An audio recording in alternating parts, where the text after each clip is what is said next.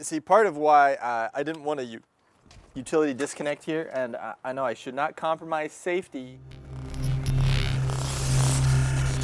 So behind me here, you're going to see three things.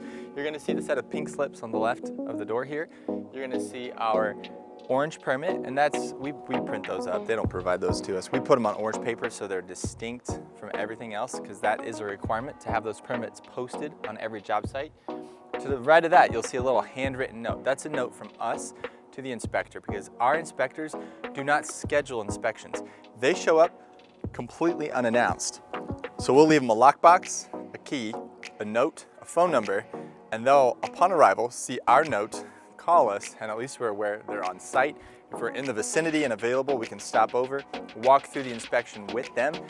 I tell you what, if you're courteous and respectful and present for an inspection, it goes infinitely better than if you're absent, because inspectors left to their own devices, they're gonna just flag everything if they're uncertain, as opposed to, and they're also not gonna pull out a flashlight usually. Our inspectors don't. A flashlight, I've never, ever seen an inspector with a tape measure or a ladder. Can you believe that? It's crazy.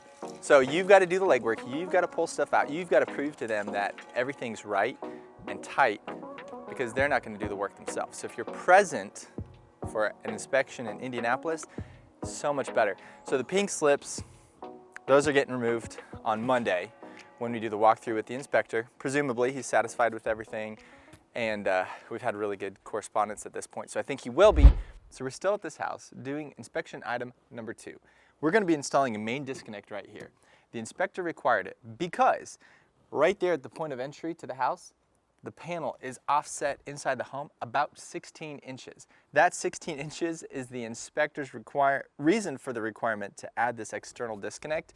You'll see that codes, interpretations, and enforcements migrate over time. Codes change every 3 years. That's how often the National Electrical Code cycles, but it's the enforcement that gets more squishy. I was on the phone contending some of our inspection items here that got flagged, and the guy literally said to me, "Look, every inspector is gonna be different." I laughed so hard after hanging up after that phone call. Like, I get it, but how are we supposed to do our job? And that's when it hit me. They're not here to help us do our job, right? We've got to comply and play ball in the most amicable, reasonable, and factual fashion. We need to hold them accountable at times, but also the guys who show up, the inspectors, they want to be right. They want to find things. They want to feel like they're doing their job to keep people safe. So I give them credit for that. At this point, I'm going to pull the meter. We're going to cut the conduit, insert the 200 amp disconnect. This will be fun. Let's go.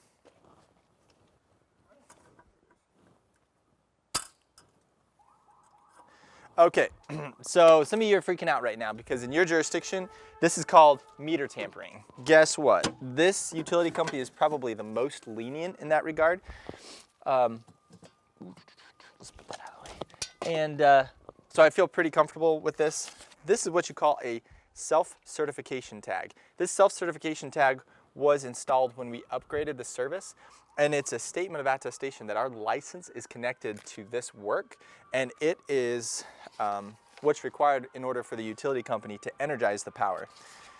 So right now, everything around here is hot. I'm gonna pull the meter, kill power to the house. The homeowner is expecting this, no surprises.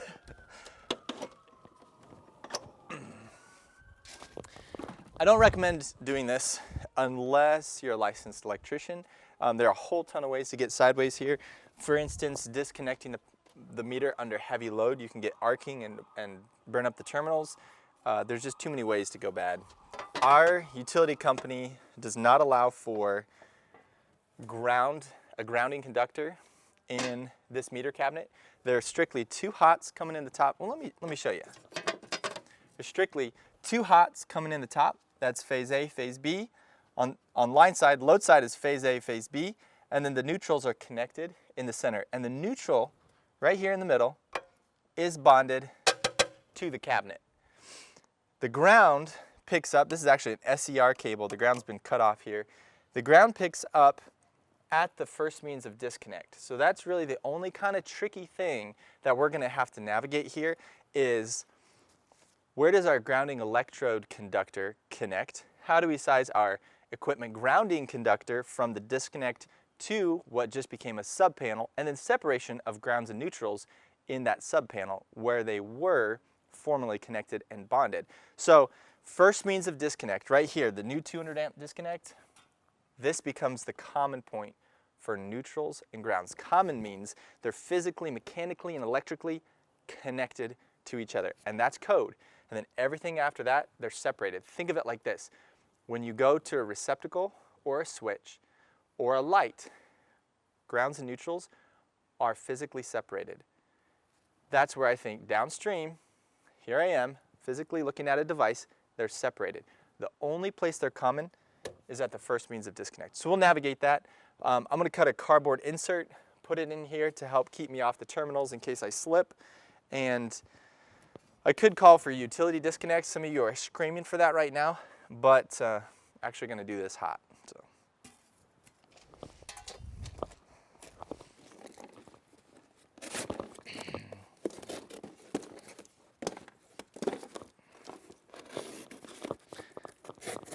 Can't cut out too much cardboard. That's also my trash box.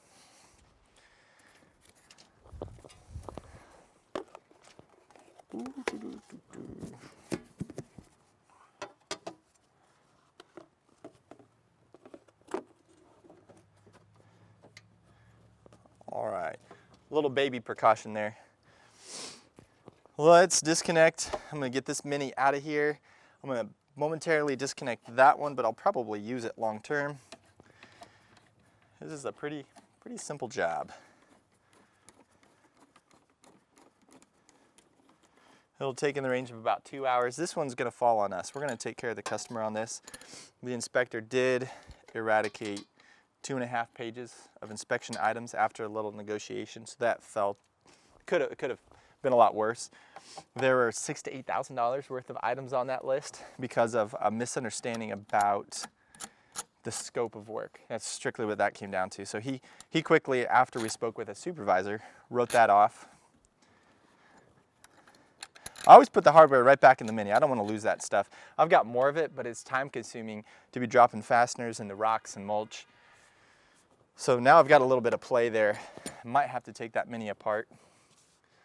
And I'm ready to assemble my disconnect, set it in place, mark the conduits, cut it, install my new fittings, and then bring the existing wire back into the disconnect. I'm using my no locks. Guys, I love this stuff. Every threaded ferrous connection. Let me say it again. Every threaded ferrous metal connection. Use the no locks. That way it remains serviceable. It doesn't rust up, seize up. You just take care of the next side. Look at that. I've got it in my bucket right here. Was that less than 10 seconds? It's a no-brainer. No-brainer. Now what I'm doing here is the spacing between the back side of my disconnect and the hub. This is a 2-inch threaded meter hub. The spacing is not the same as what it is from the meter to the PVC here. So I'm using an offset nipple, PVC offset nipple, in order to accommodate the differential between this piece of equipment and that piece of equipment. If you're new to the trade, this is one of the first lessons to learn right here is get all your screws started before you get any of them totally tight. Whatever you're assembling, whenever you're fastening, anytime, all the time, get all your screws started before any of them are tightened. All right, these little two guys right here, two small fasteners, very important. I'm gonna go ahead and unpackage them and put them where they belong before they become lost. I'll tell you what they're for. This guy is the screw to secure the inside cover. Come on. There he is. And that's a number 2 square drive or Robertson. I'm gonna put him right there where he belongs.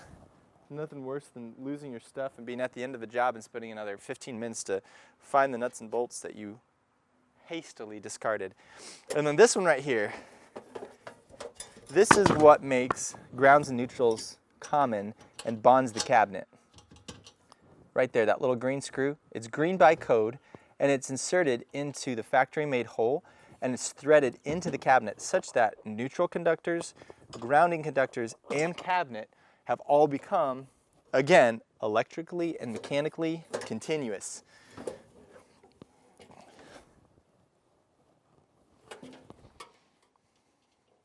That's really important. Get that tightened down.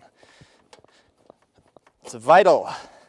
And then I'm going to reverse the process inside of the main electrical panel. I'm going to remove this screw from what was the main panel and has now become a sub panel.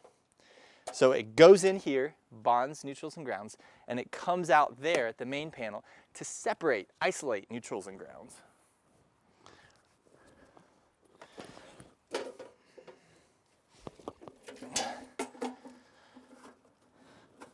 So this is a PVC to ferrous connection. I don't really need to put no locks on it, and it is going to be suitably watertight since it's just rain. It's rain tight is really what it is.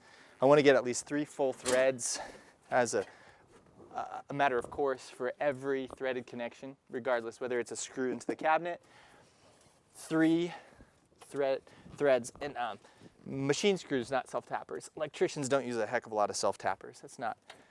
That's not our domain. That's for like siding guys, roofing guys. I'm going to use pencil for this just in case I have stray marks on the conduit. I'd really like it to turn out neat and tidy. So what I'm going to do is I'm going to replace this fitting with the offset nipple. So offset nipple comes right flush to the bottom of the meter cabinet. Oh. Hello. Then I want to give myself just a little bit of play because I'm going to have a shoulder on the new fitting here. So I'm a 1/4 inch, marking about a 1/4 inch below the bottom of the disconnect. There we have it. This wire is now de-energized into the house. When we pulled the meter, that's what took place. And then because the wire is currently installed inside of this conduit, I'm going to use a PVC hole saw or a friction saw to cut around the wire without damaging it. It'd be really hard. I've done it before, but man, it's hectic to try to use a Sawzall to do a job like this, or an oscillator. Nothing like having the right tool for the job. So I finally wrangled this 2-inch knockout out of here. I'm going to remove this mini. Reuse that fastener, of course. Love it. I don't need the spacer. That's a little handy dandy spacer there. And I'm always conscious, particularly with this being wood siding, of sealing up the unused holes, because every penetration becomes a path for water. Not if, definitely a path for water. So I'm getting that hole sealed up with a dab of caulk, and I just keep a resealable caulk in my bucket, and then every new penetration caulked as well. So let's do a trial fit. See what we got here.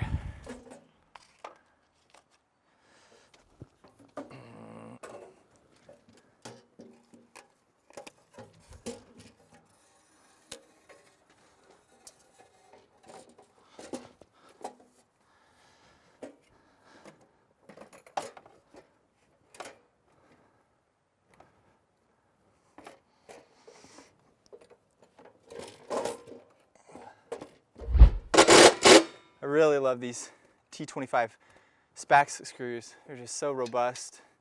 They have aggressive threads. They grab really well. Lots of holding power. They're never going to shear off.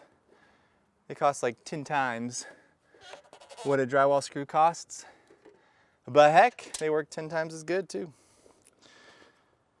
And they've got a large enough head that they grab no, you don't have to fumble with washers. The head is the washer.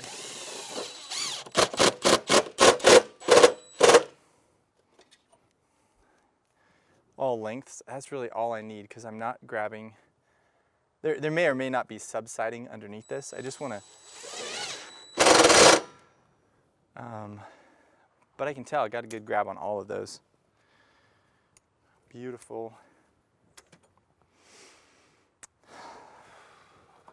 All right. All right.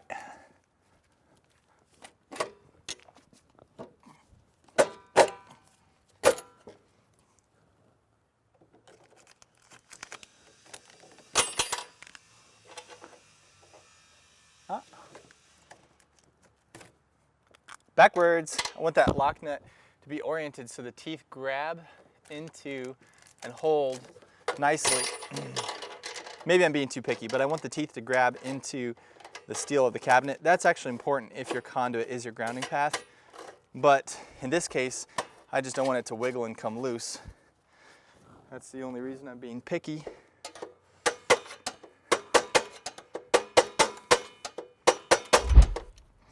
Bushing. PVC insulating bushing, absolute must-have. If this were steel conduit, I'd be utilizing a bonding bushing, which actually would then have a bonding conductor or jumper that would jump from the metallic bushing with plastic insulator to my ground screw or some ground terminal in here.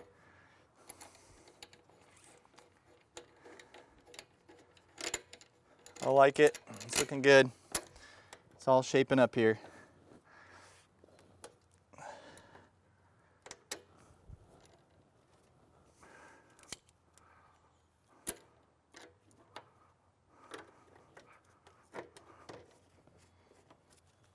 That fitting's under enough tension. I'm using my channel locks to compress it so I can get that nut spun on there. Again, the goal is not to close that gap. That gap is intentional. If this length of PVC was much longer, I'd really want to be sure that the PVC could slide in the fitting because of expansion and contraction characteristics due to temperature. But this is such a short length here to there, and that run also that's not going to come into play. But I do not want to close that gap. That's not beneficial or intended. All right, now it's time to glue that fitting.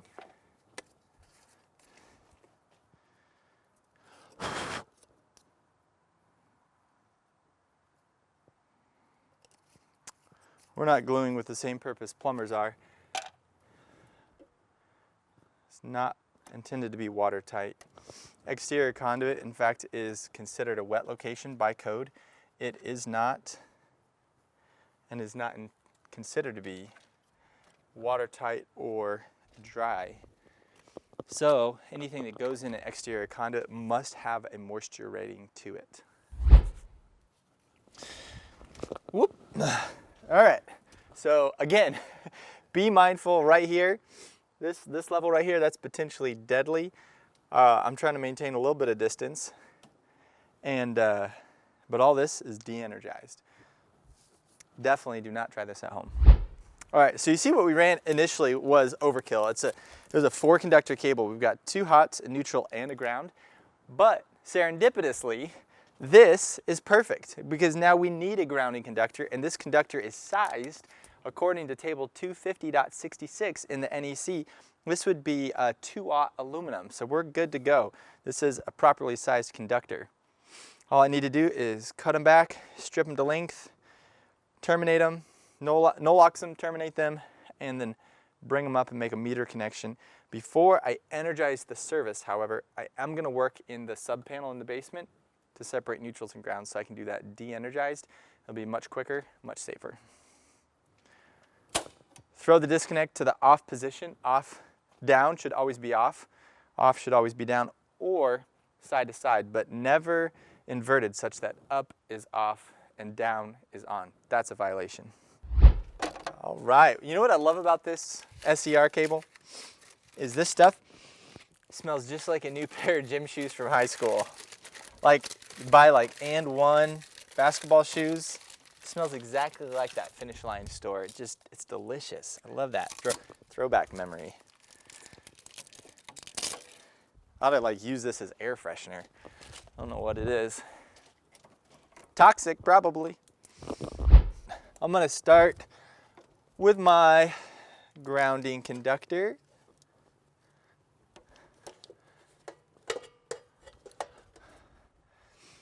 I'm not gonna create any big fat loops in here. I need to get a big pair of cable cutters. That's what I need, ratcheting cable cutters. That'll do like 2,000 KC mil. They cost like $400 though. Salty. Salty as all get out.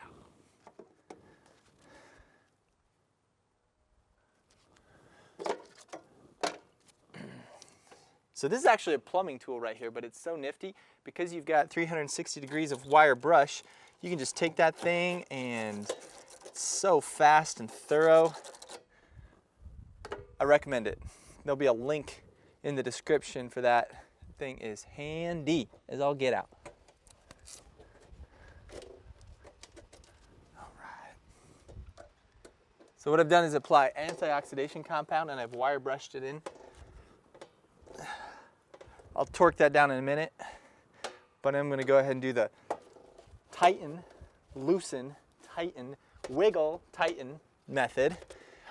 And that is because you want all those conductors to seat and to compress nicely, because there can be space between them.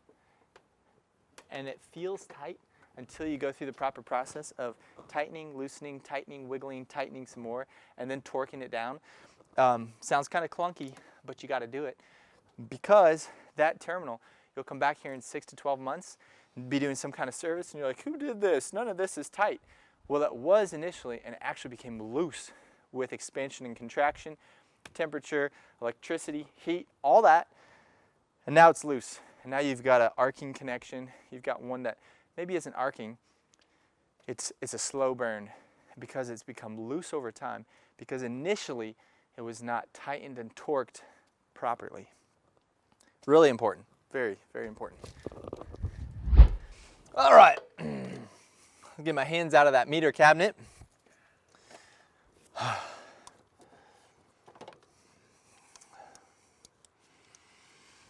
I'm actually going to do the neutral last.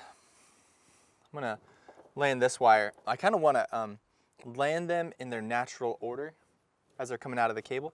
That's going to give me the best lay into the cabinet and the least amount of fight. So these are actually phase A, phase B lugs. They're just covered over. They're insulated to prevent accidental contact. So what I want to do is make sure I cut the wire the right length. Understand exactly where those lugs are, since you really can't see them well. There's a 5/16 Allen that I'm using.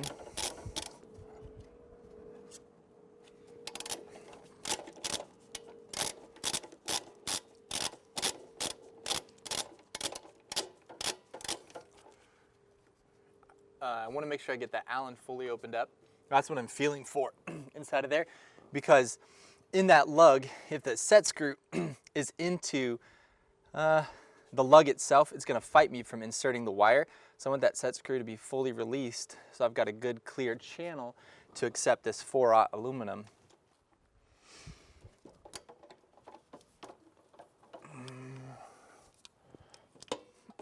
Now, there's no doubt this is a bit of a fight. If it gets too bad, I can remove the breaker and slide it down on top of the wire, but I don't think it'll get that to that degree.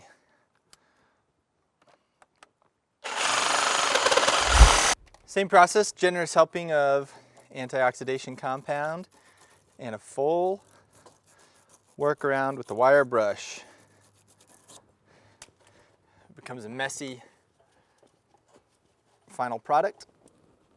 And a good hard fight. I want to make sure that it's fully landed and it doesn't work its way out if I tighten it down. If it's not fully in there and I don't get a good kind of hit on the side, if the wire is more like that and the lug hits it here, it can actually work the wire out.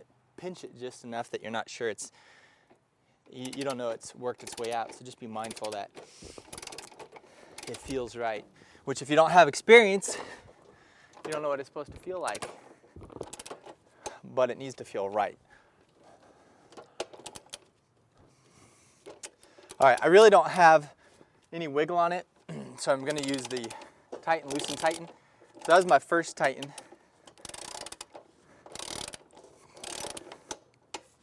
And I've not set the torque yet. I'm just getting it. Woo! Just getting it started, and then we'll torque everything down. There it goes.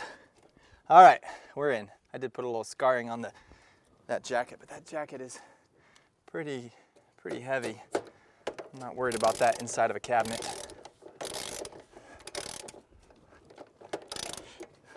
Keeping some pressure on it, make sure it stays up in there. Nothing worse than getting a main connection loose, making it bad. I did blow out just the fiberglass side of the breaker there, lost a chip when I was forcing that wire in, but that's fine. Definitely attempt not to do that, but it doesn't call for freak out mode.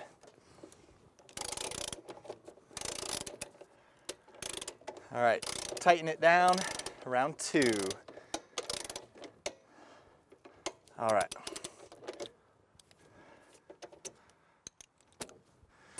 Neutral.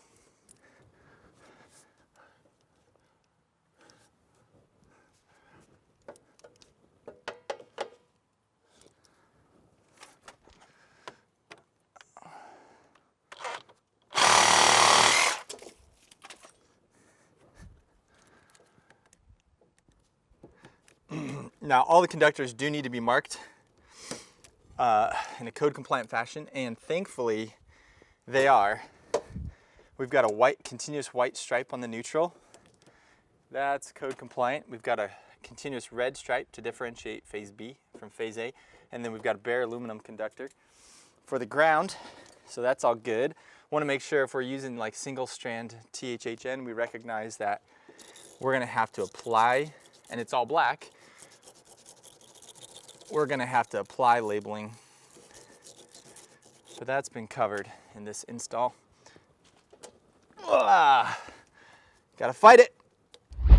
These won't be so bad. Now the order in which I'm going to go about this is I'm going to make up these connections first, and then these connections. 2 reasons. One, this is completely de-energized, but more than that, these are not lay-in lugs like these are. These lugs are so easy to land because you don't have to shove them through.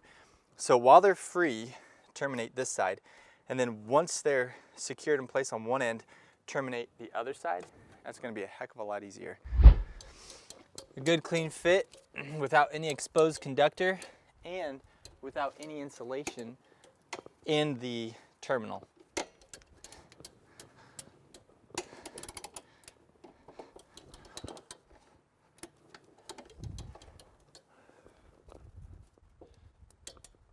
You do got to be careful because these terminals are somewhat fragile, and with a torque wrench of this size, if you're just being quick and careless, I've done it before.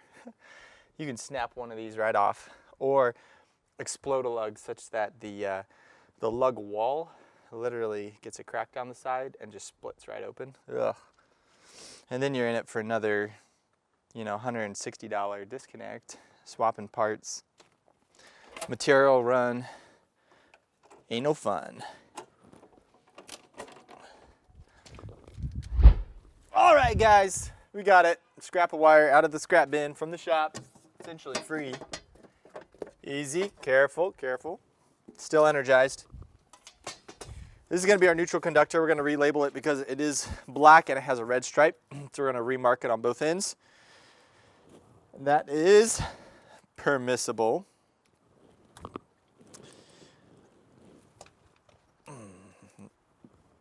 See, part of why I didn't want a utility disconnect here, and I know I should not compromise safety for efficiency. That's broken thinking.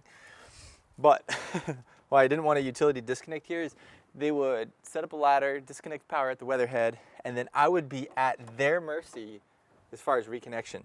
And that, man, our little tidbit here, this utility company used to have 400 linemen on staff, W-2 employees that covered the city of Indianapolis. At this point, they have close to 40, and everything else has been outsourced.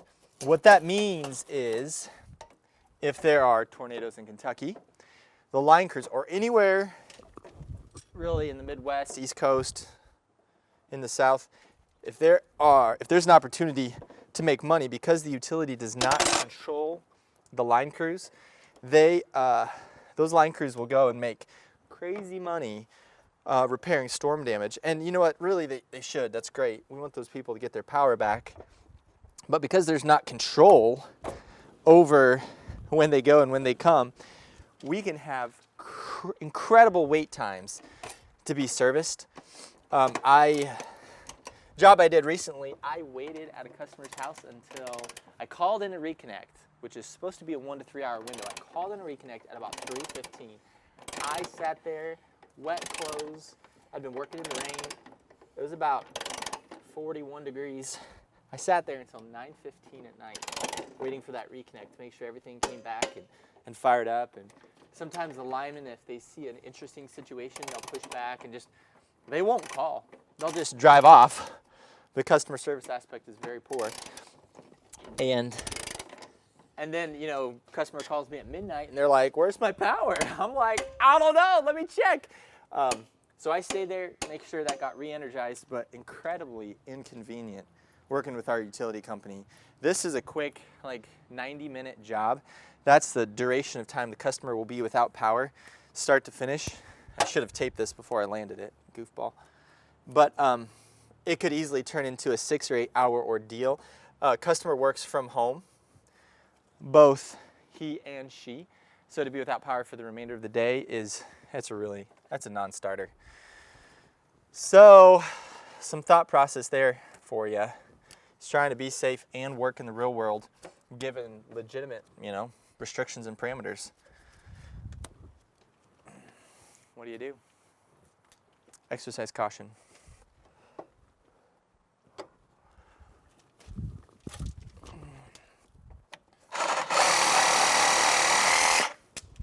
Okay, I'm just going to call it out. One-handed operation of a two-handed tool. It's not compliant with the manufacturer's instructions. Just be careful, you know what I mean? The little hacksaw is nice in that it is a one-handed tool. Milwaukee and DeWalt both make it. So this big Sawzall, it's got a lot of juice, but I would probably, for an electrician, get the hacksaw, and that it's just sufficient for almost everything that an electrician would. If you're like a remodel contractor, you probably want the juice, you probably want the size of the most powerful cordless tool they've got, because you're cutting through a lot of big stuff, but that's just not what we do as electricians typically. If you're an electrician, all battery tools, no corded tools. I'm telling you, we got to get away from that. It is so labor efficient to have cordless tools. So labor efficient. All right, these terminals do have a left and a right orientation. This is the left. That horn to the outside. This is a hot terminal, but that's where the connection is made from line to load by the meter itself. The largest meter that I'm aware of that actually passes power through the meter is for the 320 amp meter base. Anything above that is going to be CT metered, and that's where you're using current transformers to read the power. The power is actually passing through. You could pull the meter and everything would remain energized, but squeaky. The meter is just there for metering the electricity, but it's not actually part of the conductive path. That's weird. It's got stops. I don't know why it didn't stop. Knock it back. Come on. There it is. Wait to hear the first click and stop. There it is. All right. You know what I'm going to do here? It's getting a little tight, but that terminal is not as far in as this terminal is, and I'm just wondering if they didn't do full due diligence. So I'm going to sneak in there, cautiously. Look at that. That's probably, honestly, I'm going to loosen it up, do it again. That's probably, they just snugged it down the first time. And it had another, what, full turn on it. And I'll even get more this time with that, loosening it up and going back for more. There it is. Yeah. Now you can see the depth of the terminals is the same, and it should be because that's 4 out on both sides, same terminal on both sides. All right, let's check our torque settings here. All right, just so we're all on the same page here, these terminals are still hot. This is an uninsulated torque wrench, and these are not electrically insulated gloves. So as soon as I come in contact there, these, I've got a path to ground right through my feet and probably across my heart. just don't touch them. Don't do that.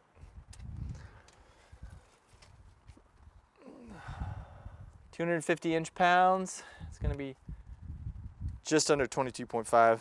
Good right there.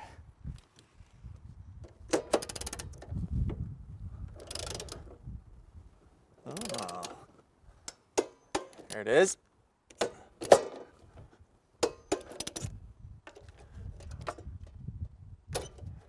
Interesting story here on a torque wrench real quick. There were 2 electricians on a job site, 2 supervising electricians. There was one connection that came loose on some large gear, and it burned up. It caused a catastrophic fire. It went to insurance and fire investigation services. Both electricians were called, true story, both electricians were called to testify on the stand. And the question that was asked each electrician was this: do you own a torque wrench? Nothing more. Do you own a torque wrench? One of the electricians was able to say in all truth and honesty, yes. The other one said no. Because it came down to the fact that it was an improperly torqued connection and nobody knew who had made that connection, the fault was assigned to the electrician and his insurance, who did not own a torque wrench. Because if they said, if you do not own one, then you could not have done it properly and to spec. Regardless of who and what, all that information was lost. It came down to that ruling came down to that. Do you own a torque wrench? The answer is yes.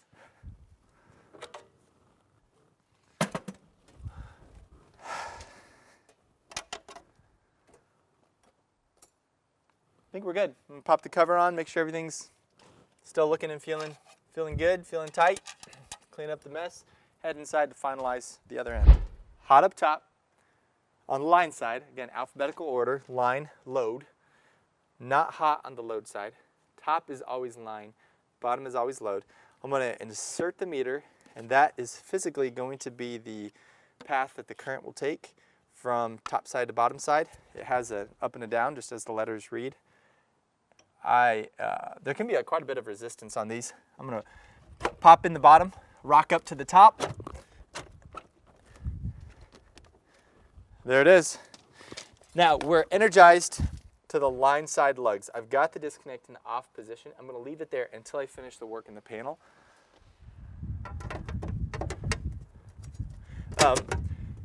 Side note, some utility companies will assess tampering fees. They've got RF meters, and they can tell if there's still power, yet the meter loses power. It'll send a signal, and a lineman will roll out. He'll assess you working on a meter without a disconnect order. They'll assign you a fee up to $250, and you could get shut down if you're doing work without a permit, this, that, or the other. So it can get ugly. Make sure you understand your jurisdiction, your utility company, their requirements thereof, and are properly licensed to perform the work that's required. So you might be asking the question, how is this grounded? Well, this is the main point of a disconnect, and if this had been here from the get-go, what would happen is we'd have 2 ground rods 8 feet in the earth, the entire system being buried, the clamp connection at the top of the ground rod. We've got a video about this, check it out, and the copper conductor between the ground rods. and we would be coming up into this knockout and landing our grounding electrode conductor, which is just a copper wire, fancy name for a copper wire, right here on this terminal. But in this case, the grounding electrode conductor has already been terminated into the panel inside, which was the first means of disconnect and where it should be located. What I'm not going to do is I'm not going to dig up the grounding system and bring it to this point. This ground wire, this is technically at this point, no, it still would be a grounding electrode conductor or an inter-system bonding jumper. It is carrying the grounding electrode conductor path from earth to the subpanel to here, and it is broken at the point where those terminals are landed. And then bonding to gas and water takes place from the subpanel inside. So there's one technicality that's not going to be just absolutely perfect, but I'm potentially going to cause more harm than good in ripping that all out and rerouting it here. So I'll double check those connections. The wire's properly sized, the path is intact, and we've definitely created a safe environment.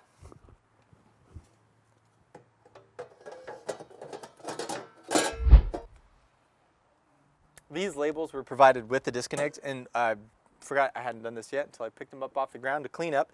But I'm going to put one label that says main, as neatly and straightly as possible, and a second label that says service disconnect.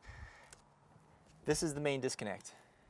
If there's a label like this inside on what used to be the service disconnect in the basement, I'm going to remove that label because now that is no longer the service disconnect. So that's all that's required out here.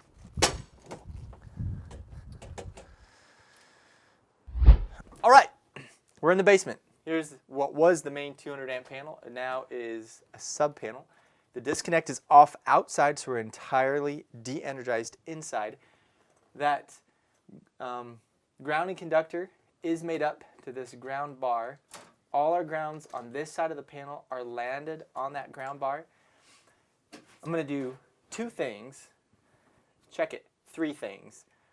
This neutral bar right here, really get in there tight. That neutral bar right there, running up here to this terminal, is currently isolated from the cabinet with the exception, and it runs back behind the bus here and connects here, with the exception of this screw right here, that green ground screw.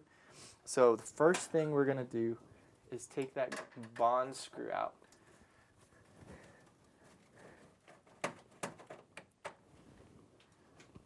Fully remove it. I'm not just going to loosen it because if someone comes across it in the future and thinks, oh, this is a loose connection, that's not good. No, it's intentional. I'm going to take it, I'll save it for the next job. So I've removed that ground screw, which effectively isolates these bars from the cabinet. I am going to use my multimeter and do a continuity test just to make sure that connection is in place. Last thing we want to do is energize one ground bus, inadvertently leave the other one de-energized, unconnected to the neutral, and then we have floating neutrals and all kinds of hell breaks loose. So that's step number one. Step number two is I'm going to reach in here and pull all these conductors out from the cabinet, create some space back there, and I'm going to install this nice big bossy ground bar right down through here, and that is going to be where all of my ground conductors that are here, I'm going to back them off and terminate them on this ground bar. But it doesn't have any mounting holes, so I'm going to do some very modest field modifications.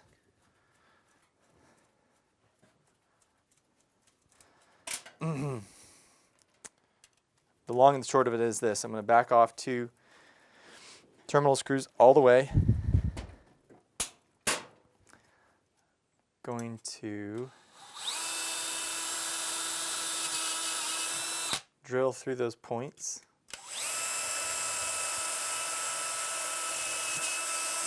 Effectively just created my mounting holes. I'm going to slide it in there, finish drilling. I always, before I tap with my fancy smancy Klein tap kit, that's got 6, 8, 10, 32, 10, 24, quarter 20. This kit's like 45 bucks. So I'm going to use just a plain bit. I'm going to pre-drill. I'm going to match my bit size to my tap drill bit size. And what I want to do is I want to put the wear and tear on this bit. If it gets snagged and snaps off, you know, I've ruined a $1 bit, not a $7 bit. So that's just my own little common practice there.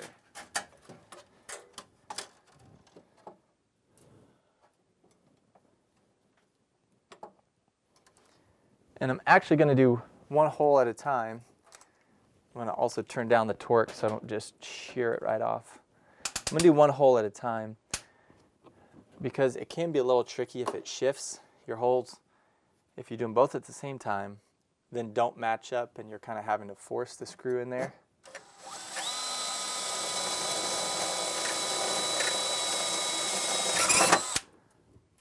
So there's that. I'm going to take my handle off since I'm drilling with a very small bit. I'm not worried about torque and kick and buck, and I've reduced the torque almost all the way. I'm going to use an extension so I can get the bit back in there.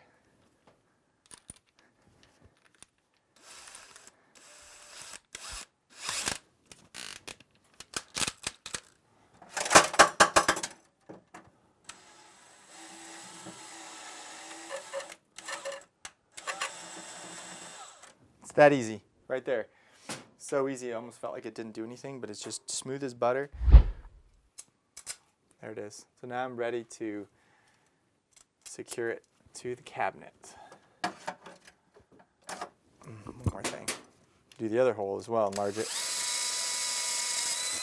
There it is, there it is. So I've enlarged both of my mounting holes to just over the size of my 832 screw. Slide it in there. Get it lined up. Almost there.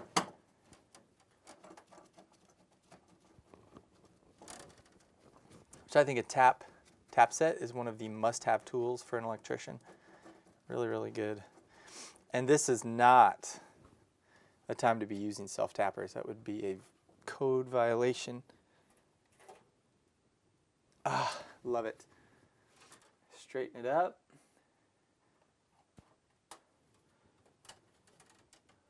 Pull my conductors out of the way so I can get in there with my tap again. Tap my second hole. Put my pre-drill my second hole first. Again, just that little bit of extra care. Those small taps, they shear off like there's no tomorrow. They're pretty fragile, even though they're pretty pricey.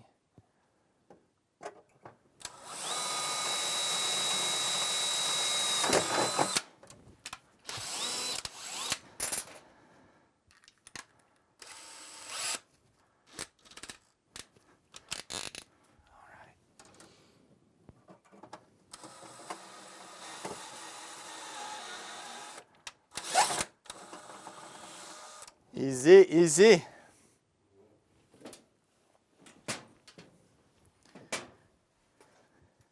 Put my second mounting screw.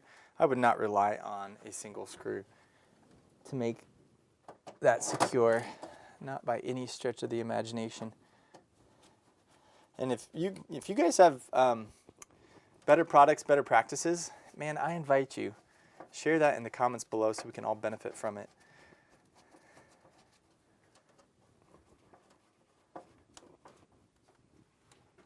There it is. All right, so that thing's not going anywhere. It's nicely snugged down. Last step here before we're code compliant is to remove my grounding conductors from the neutral bus and transfer them to my new ground bar. Only my grounding conductors. I'm going to leave all the white conductors, all the neutrals, exactly where they are.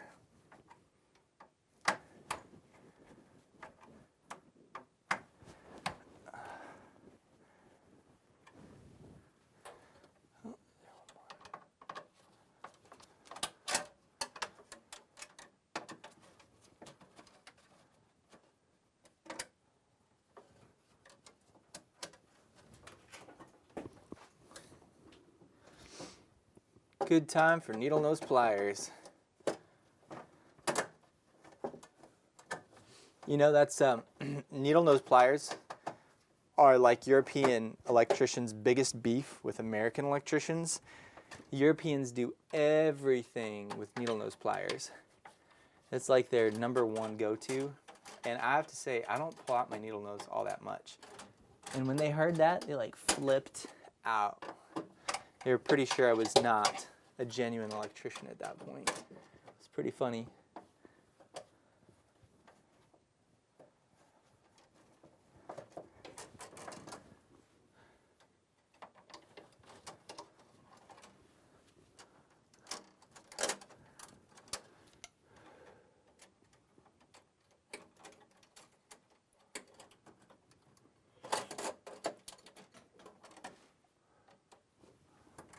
A little bit tedious, but there are only nine conductors. Tell you what, adding a service disconnect like this to the exterior of a house, if you're doing an independent project, you're probably easily at $700 to $1,200. That's material, labors, plus a permit. But it's really, if you're all, once you're dialed in, squared away to start the project, it's really only 3 to 4 hour project. But one of the biggest contingencies is how full the panel is and how hard it's going to be to separate neutrals and grounds. It's kind of the silent killer here. You could eat up 3 to 4 hours in some cases if you hadn't taken the time on at your estimate during your inspection to take a closer look. And one of the things that we do is we do not provide free estimates anymore. We ditched that process quite a long time ago. It's one of the best things that we ever did for our company. One, there is enough demand in Central Indiana for electricians that we do not have to provide free estimates. That's the thing of the past. Two, as soon as you tell a customer that we provide very high value estimates, but there is a $50 fee, they'll make themselves known really quickly. If they're a tire kicker and they're getting 4 or 5 bids, guess what? I don't want to bid that job. And they don't want to pay my $50. And it screens them out. And so it has positively affected our conversion ratio, like substantially, like double digits positive effects from just providing a bid from everybody to everybody who's breathing to only providing bids to serious customers who had done their research and were pretty certain that they wanted to work with us by name. It's a really good move for us. I think you have to have, to some degree, a reputation that warrants that, so people are reaching out to you and not just to an electrician at large. And then you have to be able to communicate to the customer that the value that's going to be provided. And we'll say things like, the estimate we provide will be uniquely valuable, such that even if you don't decide to work with us, you will have benefited from the information we've provided, and you're more than capable of, taking that information as an informed consumer and shopping it around if you'd like.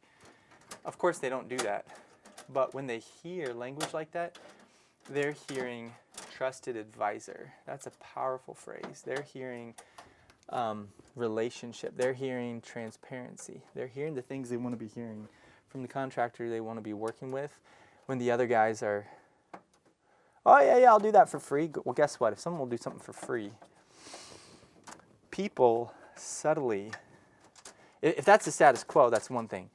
But if there's another option and there's another message, then the free thing can inadvertently become devalued, both in the eyes of the provider and in the eyes of the customer, because it's free. People who get things for free don't always treasure them. But a customer who's paid $50 for an estimate, they tend to come in a little bit more. Ooh, one more. They tend to come in more prepared. I love to see a customer with a handwritten or even a printed memo in their hand when I walk in for an estimate. And husband and wife are both present. They are ready to make a buying decision. They have pen to paper and thoughtful pre-decision making determinations They have a priority structure, and we'll tell them this. You know, an effective relationship takes place when both parties are giving their best effort, because customers will give a half-hearted effort on their side of the transaction, not fully understanding that they are integral to the success of the transaction, and they're putting all of the responsibility on the provider, and then they're walking away disappointed, trying to figure out what went wrong. You know what? Sometimes what goes wrong is you, Mr. Customer, Mrs. Customer. You're not putting in a full effort. You don't have a written schedule of your hopes and dreams that the contractor can then step up and deliver on. So that $50 estimating fee, pure magic. The free estimate, that's yesterday, dude. Good electricians are in high demand. You should not be giving away any free services. Now that's a little bit contradictory to what I'm doing right now, because this is free. It's not a cost to the homeowner. It's something that's going to fall on us because of the changing demands of our municipality. But that's different. If you're going to charge a customer, you have to communicate up front. Those costs have to be on the front end. At this point, this cost would be on the back end, and we're not going to do that. We value the relationship, word of mouth, reputation way too much to, you know, take what's going to cost me out of pocket $225 and stick it to them plus markup plus labor plus. So ain't going to happen. But don't do anything for free on the front end if you can at all help it. Let's put the panel cover on. Actually, we're going to energize outside. We're going to test inside. Then we're going to throw the main back on one at a time so that we just know everything's good before we energize the whole house, find out we've got a problem, and then we're frying electronics and appliances, and we're in it for thousands and thousands of dollars. All right, so it's my digital multimeter. My client that crapped out. Man, it's like I'm heartbroken. I did get it wet, so it might be my fault. Could be it's a low battery issue, but the screen is displaying. I don't have any backup batteries. So I'm gonna make the obvious comment. Next time, buy a Fluke. Click below and subscribe to Electric Pro Academy for real skills to make real money. And check out our next video.